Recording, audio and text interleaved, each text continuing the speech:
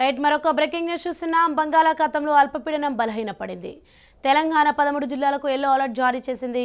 ఆదిలాబాద్, ఆసిఫాబాద్, మంచిర్యాల, నిర్మల్, జగిత్యాల, రాజన్న సిరిసిల్ల, కరీంనగర్, పెద్దపల్లి, భూపాలపల్లి జిల్లాతో పాటు నగరంలో తేలికపాటి వర్షాలు కురిసే అవకాశం ఉందన్నారు వాతావరణ అధికారులు.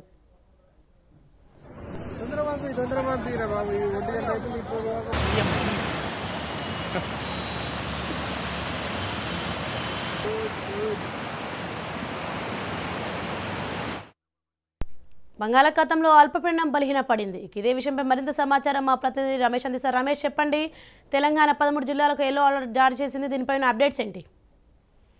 గత 4 రోజులుగా కురుస్తున్నటువంటి వర్షాలు తగ్గుముఖం పట్టాయి. ముఖ్యంగా నిన్న బంగాళాఖాతంలో అల్పపీడనం అనేది బలహీనపడిన నేపథ్యంలో తేలికపాటి జల్లులు కురిసేటువంటి అవకాశం అయితే ఉంది. ఈ రోజు కూడా తెలంగాణ జిల్లాలో కూడా తేలికపాటి వర్షాలు కురిసేటువంటి అవకాశం ఉంది. ఈ నేపథ్యంలో రాష్ట్ర వ్యాప్తంగా 13 జిల్లాలకు ఎల్లో అలర్ట్ జారీ చేసింది హైదరాబాద్ వాతావరణ శాఖ.